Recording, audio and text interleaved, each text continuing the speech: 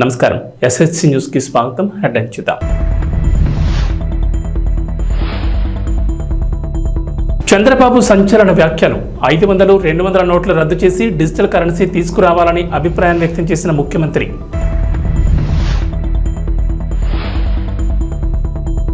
పోటీ పరీక్షల వాయిదాపై రేవంత్ రెడ్డి కీలక కామెంట్స్.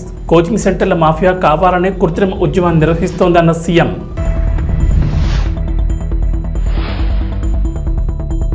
తెలంగాణకు కొత్త డీజీపీ, సీనియర్ ఐపీఎస్ జితేందర్కు ఛాన్స్.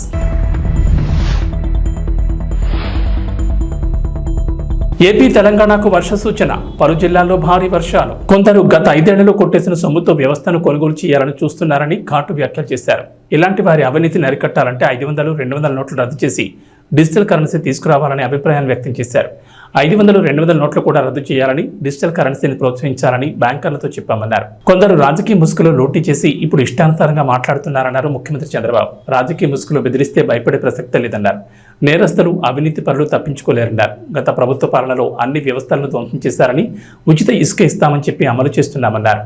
ఈ విషయాన్ని కూడా కొందరు రాజకీయాలు చేయడం దారుణమన్నారు. అంతేకాదు అవినీతి అక్రమాలపై చట్ట ప్రకారం వ్యవహరిస్తామన్న ముఖ్యమంత్రి రాష్ట్రంలో ఓ భూతాన్ని రాజకీయంగా భూస్థాపితం చేశామని చేసిన వ్యాఖ్యలు ఆసక్తికరంగా మారాయి.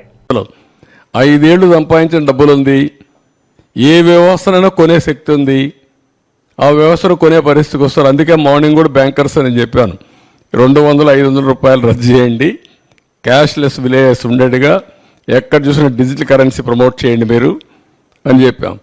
అవన్నీ ఏంటి మనం చెప్పేట్టు లాంగ్ టర్మ్లో ఒక వాల్యూ బేస్డ్ ఇవన్నీ. కానీ ఇప్పుడు ఎట్లా ఫేస్ చేయాలి? ఆంధ్రప్రదేశ్లో టీచర్ల అటెండెన్స్కి సంబంధించి సోషల్ మీడియాలో ప్రచారం జరుగుతోంది. రాష్ట్రంలో టీచర్లు ఫేషియల్ రికగ్నైజ్డ్ అటెండెన్స్ విధానంలో హాజరు నమోదు చేయాలంటూ ఊహాగానాలు మొదలయ్యాయి. సోషల్ మీడియా వేదికగా కొందరు ఓ పోస్టును వైరల్ చేస్తున్నారు. ఏపీలో టీచర్లకు కూటమి ప్రభుత్వం షోకాజ్ నోటీసులు ఇస్తున్నారని ఆరోపించారు. ఫేషియల్ రికగ్నైజ్డ్ అటెండెన్స్ విధానంలో హాజరు నమోదు చేయని టీచర్లపై చర్యలు తీసుకునేందుకు సమాయత్తం అవుతున్నట్లు ప్రచారం చేస్తున్నారు. ఫేషియల్ రికగ్నైజ్డ్ అటెండెన్స్ కఠినంగా అమలు చేయాలని పాఠశాల విద్యాశాఖ అధికారులు ఆదేశాలు ఇచ్చారని కూటమి ప్రభుత్వంపై ఉపాధ్యాయులు మండిపడుతున్నట్లు ప్రచారం చేస్తున్నారు. ఈ సోషల్ మీడియా ప్రచారంపై ఏపీ ఫ్యాక్ట్ చెక్ టీం స్పందించింది. టీచర్ల అటెండెన్స్ సంబంధించి ఎటువంటి ఉత్తర్వులు ఇవ్వలేదు, ఇది అవాస్తవమని ఎక్స్ వేదికగా క్లారిటీ ఇచ్చింది. అలాగే టీడీపీ కూడా ఇదే అంశంపై స్పందించింది. ఏపీ ప్రభుత్వం నుంచి ఇలాంటి ఉత్తర్వులు ఏది ఇవ్వలేదు. గతంలో ఫేషియల్ రికగ్నైజ్డ్ అటెండెన్స్ తెచ్చి ఉపాధ్యాయులను పీక్కుతుంది వైఎస్ జగన్.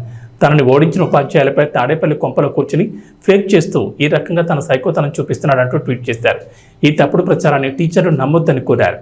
ఆంధ్రప్రదేశ్ ప్రభుత్వం మరోసారి ప్రజల ప్రశంసలు అందుకుంది. మంత్రి చొరవతో రైతు సమస్యను 3 గంటల్లోనే పరిష్కరించారు. కడప జిల్లా కాజీపేట మండలం నాగతానిపల్లికి చెందిన రైతు గంగయ్య పొలంలో విద్యుత్ తీగలు నేలను తాకాయి. ఈ కరెంటు తీగలు పొలం పనులు చేసేటప్పుడు ప్రమాదకరంగా మారాయి. దీంతో తప్పనిసరి పరిస్థితుల్లో కుటుంబ సభ్యుల ద్వారా తీగలను కర్రలతో పైకెత్తేవారు. తర్వాత తీగల్ని అలా వదిలేవారు. ఈ సమస్యను 3 ఏళ్లుగా ప్రజాప్రతినిధులు, ఏఎస్పీ, డీసీఎల్ అధికారుల దృష్టికి తీసుకెళ్లినా పట్టించుకోలేదని రైతు ఆరోపించారు. తాజాగా వర్షాలు పడడంతో రైతు గంగయ్య పొలంలో దుక్కు చేయడానికి మంగళవారం ఉదయం వెళ్లారు. మళ్లీ తీగలను కుటుంబ సభ్యులు పైకెత్తి దుక్కు చేశారు. ఈ క్రమంలో దారిని వెళ్తున్న కొందరు ఫోటోలు తీసి సోషల్ మీడియాలో పోస్ట్ చేయడంతో వైరల్ అయింది. ఈ విషయం విద్యుత్ శాఖ మంత్రి గొట్టిపాటి రవికుమార్ దృష్టికి తీసుకెళ్లారు. వెంటనే స్పందించిన మంత్రి ఆ జిల్లా ఏఎస్పీ, డీసీఎల్ ఎస్సీ రమణతో ఫోన్లో మాట్లాడారు. ఈ సమస్యను వెంటనే పరిష్కరించాలని ఆదేశించారు. వెంటనే అధికారుల సిబ్బంది ద్వారా విద్యుత్ స్తంభాన్ని పొలానికి పంపించారు. స్తంభాన్ని ఏర్పాటు చేసి 3 గంటల వ్యవధిలోనే తీగలను సరిచేయించారు. మంత్రి గొట్టిపాటి రవికుమార్ చూపించిన చొరవను చూసి రైతన్న ఆనందం వ్యక్తం చేశారు. తెలంగాణలో టీచర్ పోస్టులను భర్తీ చేసేందుకు ప్రభుత్వం చేపట్టిన డిఎస్సీని వాయిదా వేయాలంటూ పలువురు విద్యార్థులు ఆందోళన చేస్తున్న సంగతి తెలిసిందే. పోస్టుల సంఖ్య పెంచడంతో పాటు 3 నెలల పాటు డిఎస్సీని వాయిదా వేయాలని డిమాండ్ చేస్తున్నారు. ఈ మేరకు ఉస్మానియా విద్యార్థి సంఘాల ఆధ్వర్యంలో నిరుద్యోగులు ధర్నాలు చేస్తుండగా ప్రస్తుతం ఈ వ్యవహారం పొలిటికల్ టర్న్ తీసుకుంది.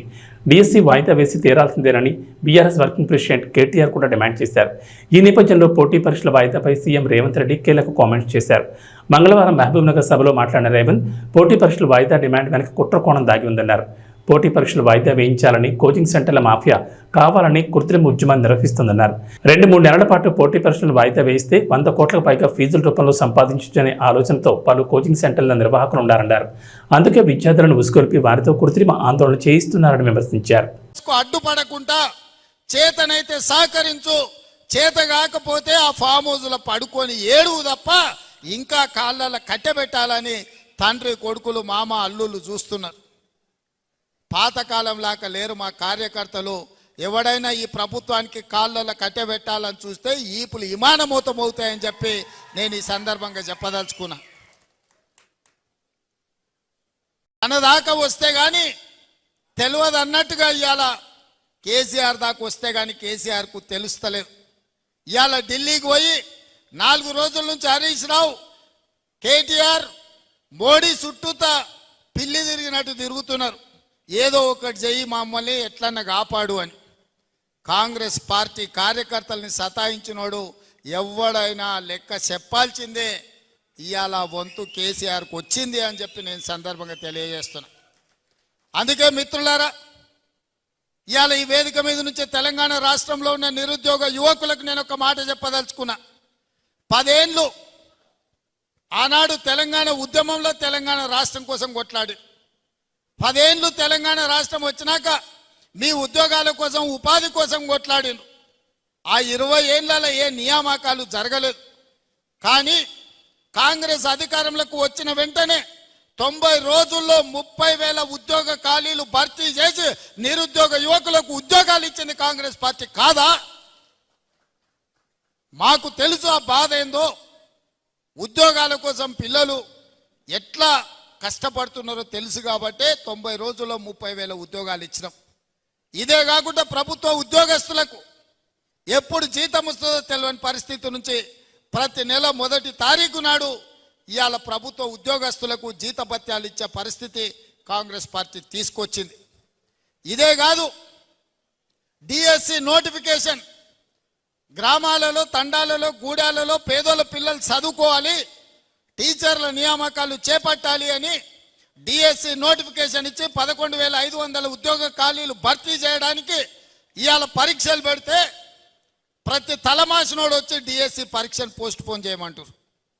నేను అడగదలుచుకుని ఈ వేదిక మీద నుంచి 10 ఏళ్ళ డిఎస్సి నోటిఫికేషన్ ఇయ్యనందుకే కదా పిల్లలు కొట్లాడింది పరీక్షలు పెట్టమన్నది. 2022లో నోటిఫికేషన్ ఇస్తే ఇప్పటి వరకు పరీక్షలు జరగలేదు, పెట్టమనే కదా అన్నది. మనం క్యాలెండర్ డేట్ ప్రకారం ఇవాళ డిఎస్సి నోటిఫికేషన్ ఇచ్చి పరీక్షలు పెడుతుంటే కొంతమంది టిఆర్ఎస్ సన్నాసులు పరీక్షలు రాయనోళ్లను, చదువు రానోళ్లను ఇవాళ ప్రభుత్వం పరీక్షలు వేయాలంటారు. గ్రూప్ 1 పరీక్షలు వాయిదాలు వేయాలంటారు.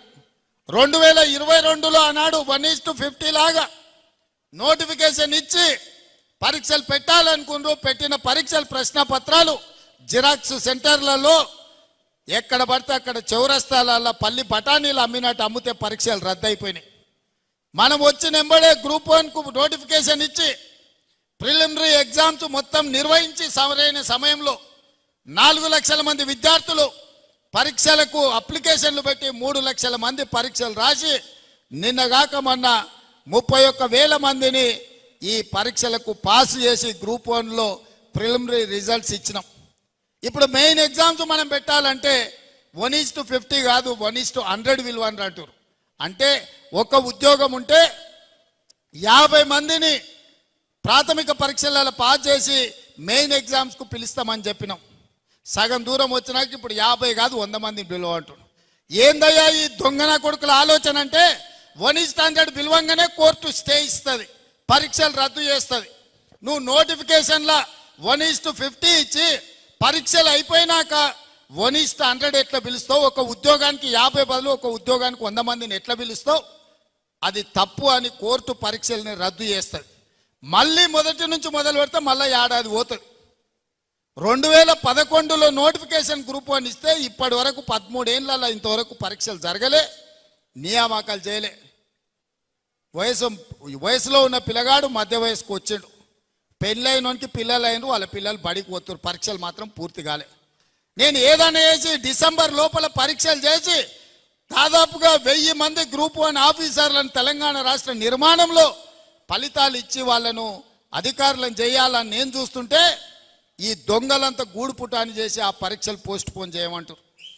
ఇట్లనే గ్రూప్ 2 కూడా, అట్లనే గ్రూప్ 3 కూడా దానికి ఒక 5 లక్షల మంది, దీనికి ఒక 5 లక్షల మంది పరీక్షలకు ఈరోజు హాజరుగానికి అప్లికేషన్లు పెట్టుకోరు. తెలంగాణలో ఎన్నికల హడావుడి ముగియడంతో పాలనపై సీఎం రేవంత్ రెడ్డి దృష్టి పెట్టారు. ఇందులో భాగంగా పలువురు ఐఏఎస్ ఐపీఎస్ అధికారుల బదిలీని చేపట్టారు. ఇప్పటికే పలు శాఖలకు కొత్త చీఫ్ సెక్రటరీని నియమించారు. తాజాగా రాష్ట్రానికి కొత్త డీజీపీని నియమించేందుకు రెడీ అయినట్లు తెలిసింది. అసెంబ్లీ ఎన్నికల రిజల్ట్స్ వరకు తెలంగాణ డీజీపీగా అంజన్ కుమార్ ఉండగా క్రమశిక్షణ చర్యల్లో భాగంగా ఆయన స్థానంలో రవి గుప్తాను కేంద్ర ఎన్నికల సంఘం డీజీపీగా నియమించింది. ప్రస్తుతం రవి గుప్తానే రాష్ట్ర డీజీపీగా కొనసాగుతుండగా ఆయన స్థానంలో సీనియర్ ఐపీఎస్ అధికారి జితేందర్ను డీజీపీగా నియమించారని సీఎం రేవంత్ రెడ్డి భావిస్తున్నారట. ఇప్పటికే సీఎం రేవంత్ నిర్ణయం తీసుకోగా నేడు అధికారికంగా ఉత్తర్వులు వెలువడే ఛాన్స్ ఉంది. డీజీపీతో పాటు పలువురు సీనియర్ ఐపీఎస్లు కూడా నేడు స్థానచలనం ఉంటుందని వార్తలు వినిపిస్తున్నాయి. ఇక జితేందర్ ఐపీఎస్ విషయానికి వస్తే ఆయన స్వస్థలం పంజాబ్లోని జలంధర్. సామాన్య రైతు కుటుంబంలో జన్మించిన జితేందర్ 1992 ఐపీఎస్ బ్యాచ్ అధికారి. శిక్షణ తర్వాత ఏపీ క్యాడర్కి ఎంపికైన జితేందర్ మొదటి పోస్టింగ్లో నిర్మాల్ ఏఎస్పీగా పనిచేశారు. ఆ తర్వాత బెల్లంపల్లి అదనపు ఎస్పీగా విధులు నిర్వర్తించారు. అనంతరం నక్సల్స్ ప్రభావం ఎక్కువగా ఉన్న మహబూబ్ నగర్తో పాటు గుంటూరు జిల్లాల ఎస్పీగా సమర్థవంతంగా విధులు నిర్వర్తించారు. అనంతరం డిప్యూటేషన్పై ఢిల్లీ సిబిఐలో 2004-2006 వరకు గ్రేహాన్స్లో విధులు నిర్వహించారు. ఆ తర్వాత డీఐజీగా ప్రమోషన్ పొంది విశాఖపట్నం రేంజ్ డీఐజీగా బాధ్యతలు చేపట్టారు. తెలంగాణ ప్రభుత్వం పంట పెట్టుబడి సాయం అందిస్తున్న సంగతి తెలిసిందే. గత బీఆర్ఎస్ ప్రభుత్వం రైతు బంధు పేరుతో ఎకరాకు 10,000 అందించిన సంగతి తెలిసిందే. ఖరీఫ్ రబీ సీజన్లలో 2 విడతలుగా రైతుల అకౌంట్లలో పంట పెట్టుబడి సాయం కోసం ప్రభుత్వం జమ చేసింది. అయితే కాంగ్రెస్ ప్రభుత్వం రైతు భరోసా పేరుతో కొత్త పథకాన్ని తీసుకొచ్చి ఈ మొత్తాన్ని 15,000కు పెంచింది. ఈ వర్షాకాలం సీజన్ నుంచి పంట సాగు చేస్తే రైతుల అకౌంట్లలో డబ్బులు జమ చేసేందుకు రెడీ అయింది. అందుకు కార్యాచరణ కూడా రూపొందించింది. ఈ నేపథ్యంలో రేవంత్ సర్కార్ కీలక నిర్ణయం తీసుకుంది. పథకం అమలు కోసం విధి విధానాల రూపకల్పనకు వేగంగా అడుగులు వేస్తోంది. అందులో భాగంగా అప్పటికే ఈ పథకంపై మంత్రివర్గ ఉపసంఘాన్ని ఏర్పాటు చేశారు. తాజాగా హైదరాబాద్ మినహా మిగిలిన ఉమ్మడి జిల్లాల వారీగా ప్రత్యేక వర్క్షాప్ నిర్వహించేందుకు మంత్రివర్గ ఉపసంఘం రెడీ అయింది. తెలంగాణ వ్యవసాయ శాఖ మంత్రి తుమ్మల నాగేశ్వరరావు సొంత జిల్లా ఖమ్మం నుంచి ఈ ప్రత్యేక కార్యక్రమాన్ని ప్రారంభించనున్నారు. డిప్యూటీ సీఎం మల్లుపట్టి విక్రమార్క ఆధ్వర్యంలో ఏర్పాటైన మంత్రుల ఉపసంఘంలో మంత్రులు తుమ్మల నాగేశ్వరరావు, పొంగులేటి శ్రీనివాసరెడ్డి, శ్రీధర్ బాబు సభ్యులుగా ఉన్నారు. వారితో పాటు ఉమ్మడి ఖమ్మం జిల్లా ఇన్ఛార్జ్ మంత్రి హోదాలో రోడ్డు భవనాల శాఖ మంత్రి కోమటిరెడ్డి వెంకటరెడ్డి సైతం ఈ వర్క్షాప్లో పాల్గొనున్నారు. 5 ఏళ్ల క్రితం వెళ్లిపోయిన పరిశ్రమలన్నీ తమ ప్రభుత్వం వచ్చిన తర్వాత తిరిగి రాష్ట్రానికి వస్తున్నాయని రాష్ట్ర పరిశ్రమలు, వాణిజ్యం, ఫుడ్ ప్రాసెసింగ్ శాఖ మంత్రి టీజీ భరత్ అన్నారు. కర్నూలులోని ఆర్టీసీ బస్టాండ్లో 6 నూతన బస్సులను ఎంపీ నాగరాజ్తో కలిసి ఆయన ప్రారంభించారు. అనంతరం మంత్రి టీజీ భరత్ మాట్లాడుతూ చంద్రబాబు నాయుడు అంటేనే అందరికీ ఒక నమ్మకం అన్నారు. 5 ఏళ్ల క్రితం గన్నవరం నుంచి వెళ్లిపోయిన అశోక్ లేలాండ్ యూనిట్ మళ్లీ తమ యూనిట్ను ప్రారంభించేందుకు ముందుకొచ్చిందన్నారు.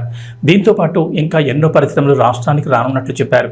ఇక కర్నూలు ఆర్టీసీ బస్టాండ్ను రాష్ట్రంలోనే బెస్ట్ బస్టాండ్గా తీర్చిదిద్దేందుకు కృషి చేస్తామన్నారు. ప్రజలకు అన్ని సౌకర్యాలు అందుబాటులో ఉండేలా బస్టాండ్ను అభివృద్ధి చేయడంతో పాటు ఆర్టీసీకి ఆదాయం వచ్చేలా ముందుకు వెళ్తామన్నారు.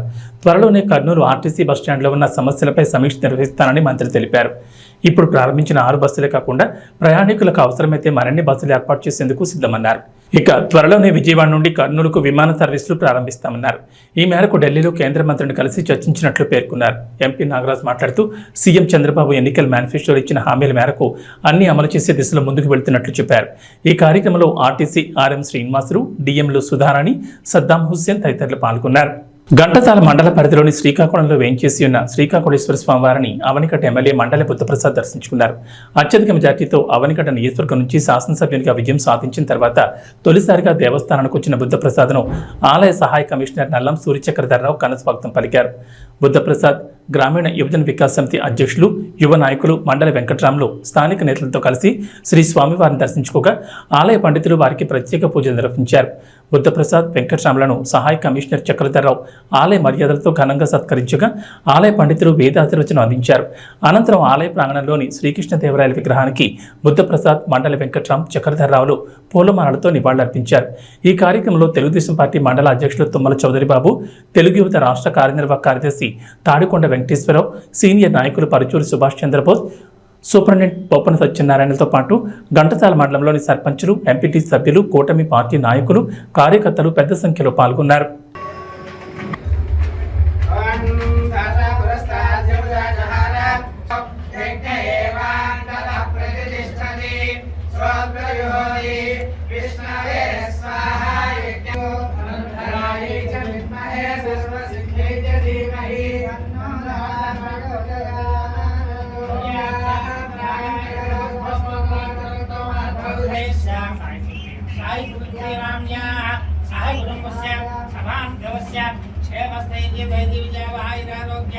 ఐశ్వర్య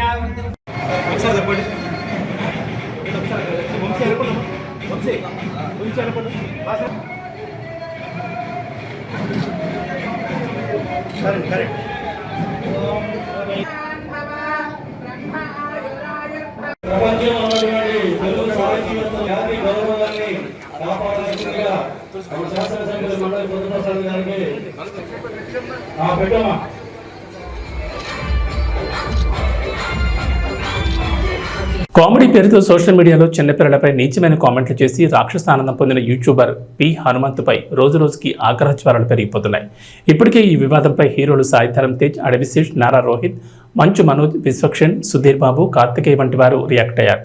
సోషల్ మీడియాలో వీరు చేసిన యుద్ధానికి ప్రభుత్వాలు కూడా స్పందించి సదరు యూట్యూబర్లపై చర్యలకు ఆదేశించాయి. అయితే తాజాగా ఈ ఘటనపై మంచు లక్ష్మి కూడా ఫైర్ అయ్యారు. మంచు లక్ష్మి ప్రధాన పాత్రలో నటించిన ఆదిపర్వం సినిమా ఈవెంట్లో ఓ రిపోర్టర్ అడిగిన ప్రశ్నకి మంచు లక్ష్మి రియాక్ట్ అయ్యారు. హనుమంత్ అనే యూట్యూబర్ చైల్డ్ అబ్యూజ్ చేసిన కాంట్రవర్సీ నడుస్తుంది కదా, దానిపై మంచు మనోజ్ కూడా ఫైట్ చేస్తున్నారు. దీనిపై మీరు ఏమంటారని రిపోర్టర్ ప్రశ్నించారు. దీనికి మంచు లక్ష్మి ఘాటుగా బదులిచ్చారు. చైల్డ్ అబ్యూజ్ చేసిన వాళ్ళని అడ్డంగా నరకాలన్న ఉద్దేశం, నడి రోడ్డు మీద వాళ్ళని నరికేయాలంటూ లక్ష్మి అన్నారు. ఈ కామెంట్స్ ప్రస్తుతం సోషల్ మీడియాలో వైరల్ అవుతున్నాయి. డార్క్ కామెడీ పేరుతో ఆడవాళ్లు పిల్లలపై నీచమైన కామెంట్లు చేస్తూ వాటిని సోషల్ మీడియాలో అప్లోడ్ చేస్తున్నారు పి హనుమంతు లాంటి యూట్యూబర్లు. వీరిపై చర్యలు తీసుకోవాలంటూ నెటిజన్లు కూడా పెద్ద ఎత్తున డిమాండ్ చేస్తున్నారు. దీంతో అటు ఏపీ ఇటు తెలంగాణ ప్రభుత్వాలు ఇప్పటికే ఈ వివాదంపై స్పందించాయి. వీరిపై ఫోక్సో చట్టం కింద కూడా చర్యలు తీసుకుంటామని తెలిపాయి. పద్మంతు అనే కాంట్రవర్సీ ఒకటి నడుస్తుంది. పద్మంతు అని కాంట్రవర్సీ ఒకటి నడుస్తుంది. మన మనోజ్ గారు కూడా దాని మీద పెద్ద ఫైట్ చేస్తున్నారు. ఒక చిన్న పాపని అబ్యూజ్ చేసి చైల్డ్ అబ్యూజ్ ట్రోలర్స్ రోస్టర్స్ అని చెప్పేసి పద్మంతు అనే ఒక ఛానల్ వాళ్ళు, మన మనోజ్ గారు కూడా దాని మీద చాలా సీరియస్ గా ఫైట్ చేస్తున్నారు. చైల్డ్ అబ్యూస్ చేసిన వాళ్ళని అడ్డంగా నరకాలని నా ఉద్దేశం, నది రోడ్డు మీద నరకాలని నా ఉద్దేశం. జింబాబ్వే పర్యటనలో ఆడిన తొలి టీ20 మ్యాచ్లో అనూహ్యంగా తడబడి ఓటమి పాలైన భారత్ రెండో మ్యాచ్లో బలంగా పుంజుకుంది. పరుగుల వరద పారించి 100 పరుగుల తేడాతో విక్టరీ నమోదు చేసింది. ఛాంపియన్ ఆట తీరుతో పత్తికోన జింబాబ్వేను మట్టి కనిపించింది. ఈ నేపథ్యంలో 2 రోజుల విరామం తర్వాత మూడో టీ20 మ్యాచ్కు సిద్ధమైంది. నేడు హరారే వేదికగా సాయంత్రం 4:30 మ్యాచ్ ప్రారంభం కానుంది. తొలి 2 మ్యాచ్లకు దూరమైన యశస్వి జైష్వాల్, సంజు శాంసన్, శివం దుబేలు జట్టులోకి రావడంతో టీమిండియా మరింత బలంగా తయారైంది. అయితే వీరి కోసం ఎవరిని పక్కన పెడతారు అనేది ఆసక్తికరంగా మారింది. తన అంతర్జాతీయ కెరీర్లో ఆడిన 2వ మ్యాచ్లోనే సెంచరీ కొట్టిన యువ ప్లేయర్ అభిషేక్ శర్మ సత్తా చాటాడు. అయితే ప్రస్తుతం జట్టులోకి యశస్వి జైష్వాల్ చేరడంతో అభిషేక్ తుది జట్టులో ఉంటాడా లేదా అన్నది ఆసక్తికరంగా మారింది. ఓపెనర్గా గిల్ రావడం దాదాపు ఖాయం. మరో ప్లేస్ కోసం అభిషేక్ జైష్వాల్ మధ్య పోటీ నెలకొంది. కానీ ఓపెనర్గా జైష్వాల్కు మంచి రికార్డు ఉంది. ఈ నేపథ్యంలో యాజమాన్యం అతడి వైపు మొగ్గు చూపే అవకాశం ఉంది. దీంతో అభిషేక్ శర్మ 3వ ప్లేస్లో ఆడే అవకాశం ఉంది. రుతురాజ్ 4వ స్థానంలో బ్యాటింగ్కి వస్తాడు. ధ్రువ్ జురేల్ స్థానంలో సంజు శాంసన్ ఎంట్రీ ఇస్తాడు. రియాన్ పరాగ్ ప్లేస్లో శివం దుబే జట్టులోకి వచ్చే అవకాశం ఉంది. బౌలింగ్ విషయానికి వస్తే ముఖేష్ కుమార్, ఆవేష్ ఖాన్, రవి బిష్ణోయ్, వాషింగ్టన్ సుందర్లో సత్తా చాటేందుకు సిద్ధంగా ఉన్నారు. ఇక వాతావరణ విషయానికి వస్తే తెలంగాణ ప్రజలకు హైదరాబాద్ వాతావరణ శాఖ చల్లని కబురు చెప్పింది. ఇవాళ రేపు 2 రోజుల పాటు రాష్ట్రంలో వర్షాలు కురుస్తాయని చెప్పారు.